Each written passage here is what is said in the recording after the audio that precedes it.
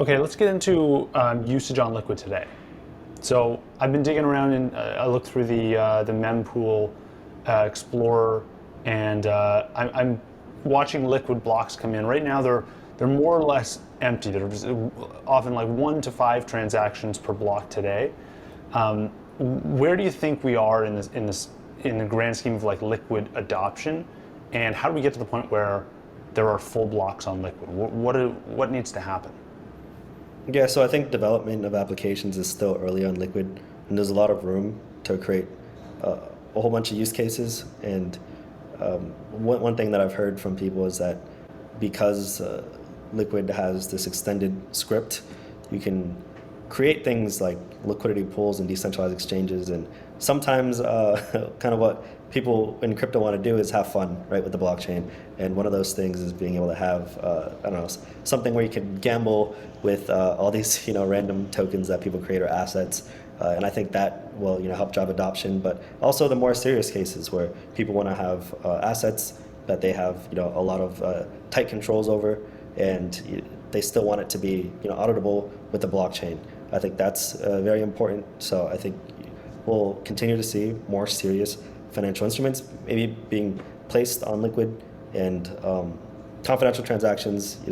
I don't speak enough justice to it, but it is a very cool application where I could send an arbitrary amount of something and keep that hidden from the network, what kind of asset it is and what amount it is. So I do see, I don't know, if I'm an institution, I want to move a large amount of money, that's pretty important to me. But another thing that's important is I could share what you call a blinding key with somebody, and they can audit me as well. And so it is still auditable, but only to selected parties. And even then, the whole everyone who has a copy of the blockchain with their elements node can go and verify that the integrity of the amounts, that nothing's being created or destroyed cryptographically. So yeah, I find that really interesting. Yeah. How does the privacy on Liquid compare to other blockchains and other things we've seen? Like we have Zcash and we have Monero, and there's a few others. Like, is it fair to make a one-to-one comparison here, or are these different systems? I haven't looked too deeply at the other blockchains, but from what I've heard, it's very similar in how you can kind of hide the amounts or these confidential transactions cryptographically. I think they're very similar. And now, do you think this poses an issue for, regulators? Like, in a world where there's a lot of assets on Liquid and there's a lot of money moving back and forth, and this isn't like Lightning where it's microtransactions. This may be like, big issuances of volcano bonds or something. Is that an issue do you think, for regulators around the world, where all of a sudden they recognize that there are maybe billions or trillions of dollars flowing through a system, but they can't see any of it, or they don't know who it's moving to and from?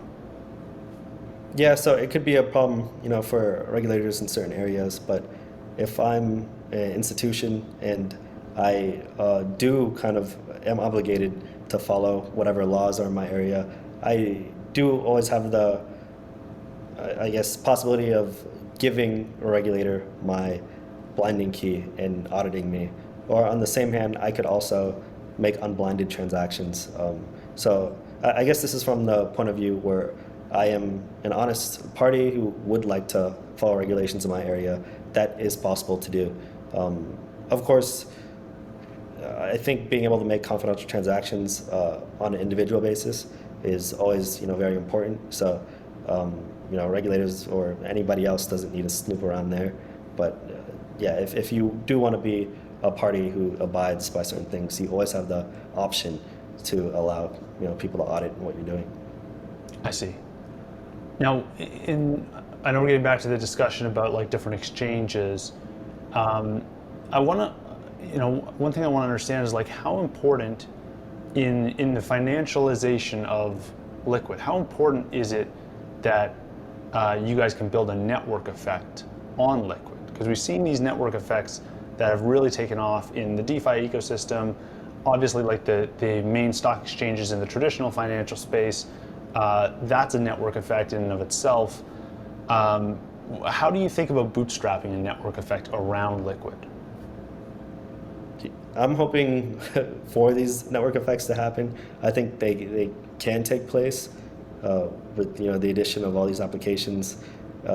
I think that's kind of what a lot of us are banking on, that people start seeing the value of the sidechain and rushing to go and kind of peg in your money and start making your confidential transactions, or start making swaps between your LBTC and assets and inviting other people in it. So you could also create things like NFTs as well.